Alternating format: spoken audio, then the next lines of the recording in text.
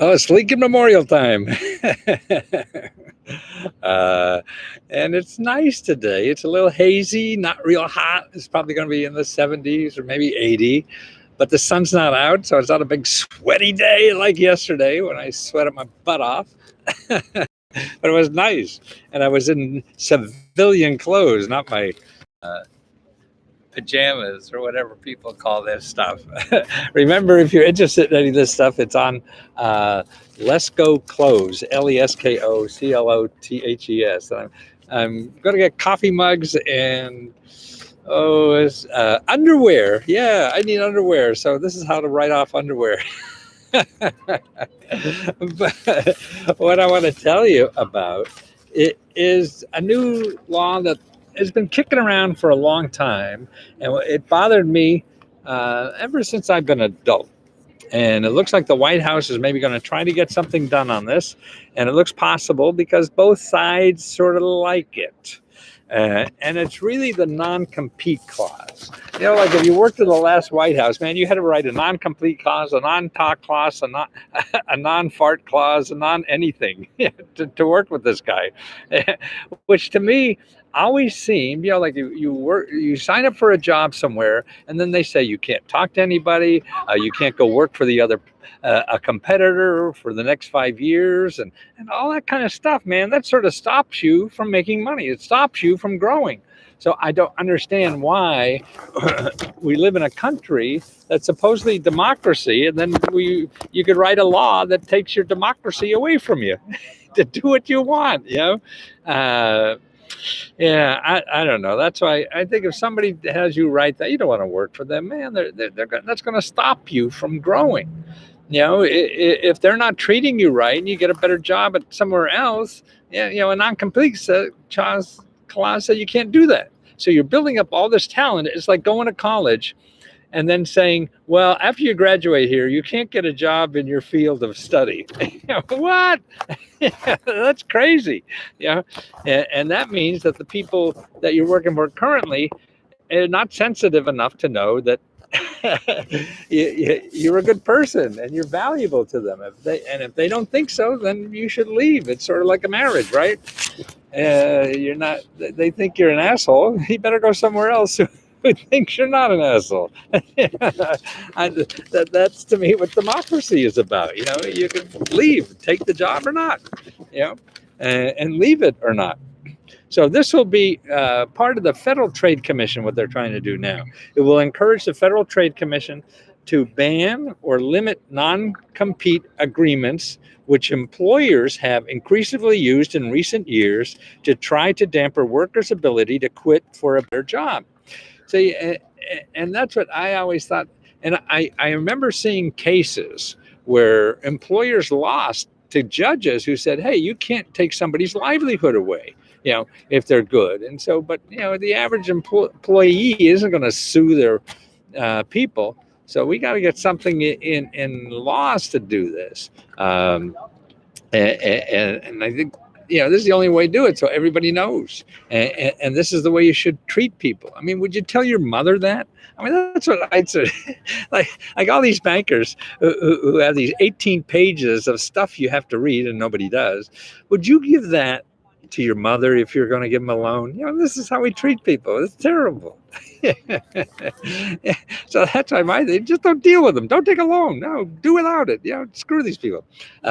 Anyway, so in other words, I never thought that was even legal, or it has been in the cases in the courts where it was taught illegal. It encourages the FTC, this new proposed law, to ban unnecessary occupational licensing restrictions, which make finding new work harder, especially across state lines. You know, all those licenses you have to get for a hairdresser and all that, that's not to protect the customer. That's to protect the employer from you going across the state line and getting another job where they pay you more.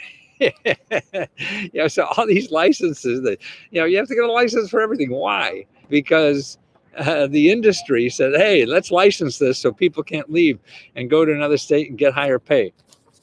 And that seems terrible. To encourage the FTC to ban unnecessary occupational licensing restrictions would make finding a job harder, especially across state lines. And it encourages the FTC and Justice Department to further restrict the ability of employers to share information on work pay in ways that might amount to collusion. Okay, so what they're also saying is that, a lot of employers say, hey, you can't tell anybody else what you make. In other words, that just shows how insecure they are, right? And that just shows how they know they're not being fair. So it really is an indictment on the people who think that this is a good law. They don't want to treat people fairly, so they have to hide what they're doing, right? That's why we have Freedom of Information Act. So they want to have less of that. So he wants to make it more. More broadly, the executive order encourages antitrust regulators to consider how mergers might contribute to so-called monopoly. Conditions in which workers have fewer choices of where to work and therefore lack leverage to negotiate higher wages and better benefits. Okay, if there's only one bank in all of the United States, right? That's a monopoly. But that also means you can't, if the one bank pisses you off as a worker, you can't go somewhere else to work. You want to stay in back, is it? So that's the problem with monopoly. So if we have one Amazon, right, and you want to do in that kind of work, you can't go anywhere else, right? So that's the problem with these people getting too big. It's really protection of the worker. So all these things, the Biden's trying to do is get worker protection, because right now you got little, but at least if you have freedom. So that's what I mean, the worker protection. I mean, is at least give them freedom. Okay, if you're paying low, but have it so it's easy for them to go and get better work somewhere else. I mean, that seems logical or fair, and isn't that what justice is, being fair? Or it screws you to make my life easier? That doesn't sound right, does it? William Burnett and Dum will bless Salon. Oh, I agree. I will be employees unless I have a contract. I will agree. We are at employees unless you have a contract. Yeah.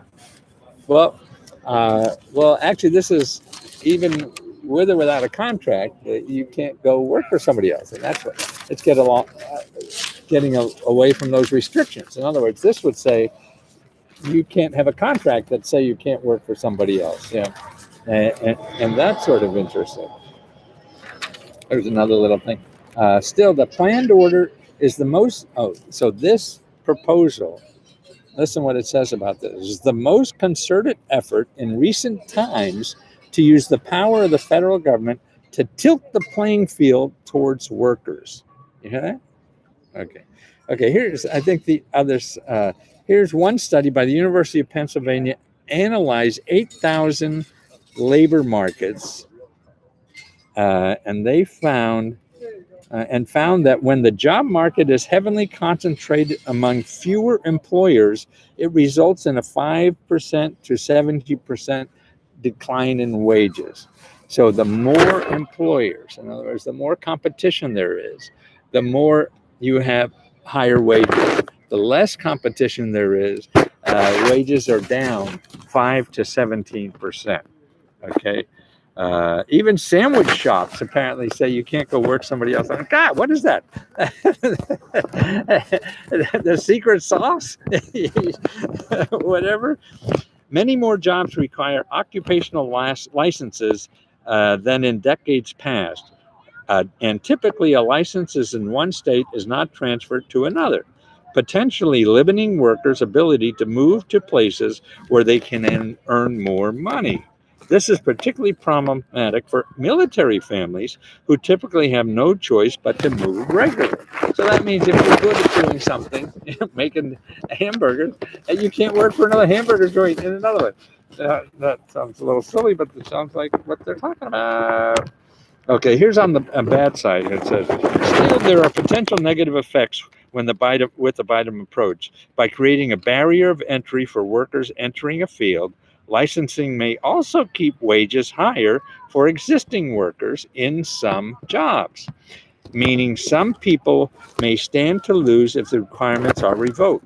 Moreover, research by this other Harvard guy suggests that women and racial minorities experience less of a gap in fields that involve occupational license. So if they get a license, I guess that you can't discriminate as easily. So that's on the downside. That's ridiculous. Jason Oz, right? That's what I say. That's amazing. But it's always a fat cat who can spend the money and time making a law that sounds reasonable. Then all of a sudden you wake up one day, oh, this satisfies these rich people and not these other people. It's hard to be fair when somebody's giving you a lot of money. And that's the color of money. It colors your eyes, and it colors your outlook. It not only colors, is the color of money. Well, that's right. Oh, by the way, we're still working on the grant application, so we should probably about 2 more days start announcing them, and we're going to have to get information and Social Security numbers too, for particularly those with the $1,000, because we have to send a 1099 for that. But the $500 we don't have to, so that'll be easy. But we're going to ask for Social Security for the $1,000 winners, and you could apply to the new one today. So if you're not a member, you want to see what that grant looks like, go to www.free.lesco.com/giveaway.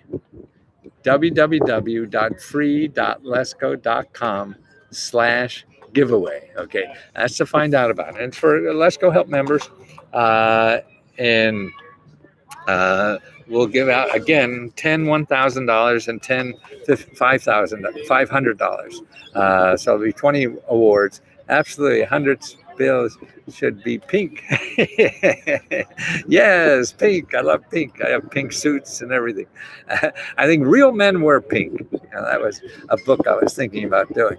I should be able to take my skills to any other state. Yes, or any other company. See, that's it. And a lot of these companies, no, you sign and then you can't work for anybody else. Or maybe they say you can't work for anybody else for 3 years or something like that. And that's putting on a mask and a gun to me. Have a wonderful week. I will, Joseph. Joey, the contractor. Yes, Joey. Zachary, how you doing? Well, I still want to tell everybody thank you for applying for our grants. I learned so much by just reading your applications, and what came through to me more than anything else is the people are members, the kindness you have. And it says that in the way you wrote the application, and in sharing your bad parts and your bad times. I mean, that's a true gift. If you're able to share your bad parts, sharing good parts, everybody wants to see that. And everybody's comfortable doing that, so they pretend it's all good. And it's not. Life is not all good. And that's why you're not giving me anything of you if you're not sharing some of the bad stuff.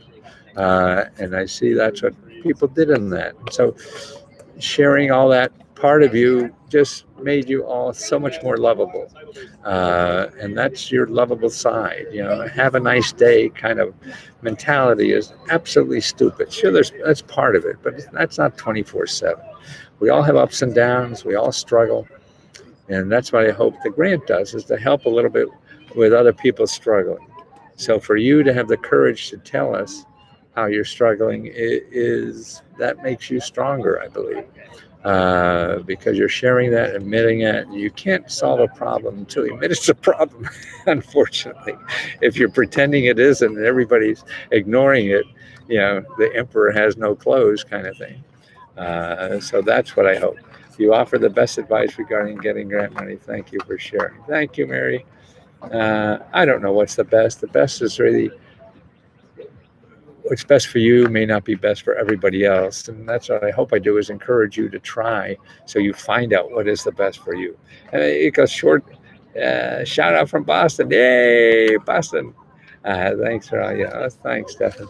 I'm doing what I call dancing in the driveway dancing. We have a big driveway in front of our apartment building, like to drop off people in the drive-through. And so I'm going to get people musicians in the building, try to find out who plays instruments so we could play instruments, and have a DJ out there and go do dancing in the driveway for our apartment building. Thank you so much for your help. I mean, I feel, I had a big house in the suburbs for years and years, living in this apartment building, and our apartments are only like 500-600 square feet. That's it. So it's like a dorm. The whole thing is a dorm, and I've become more social than I ever been in my whole life. My wife will testify that I haven't thrown a party in 40 years. And in a year or two, I must have thrown 4 already. And now that's my dancing in the driveway party. Driveway dancing. Driveway dancing. So if you're Washington, let me know. I think it's going to be in the last Thursday of July. We're going to be dancing in the driveway in Adams Morgan. Okay. So let me know. I'll send you the times and whatever. So if you want to drop by and say hello, and probably have sangria, beer, and some stuff like that. All free. Nope. So maybe I'll see you there if you're in town. But thanks for putting up with me and giving me such nice feedback. You have been wonderful to me. I've never been happier in my life, I feel, and it's because of you guys. And I thank you so much.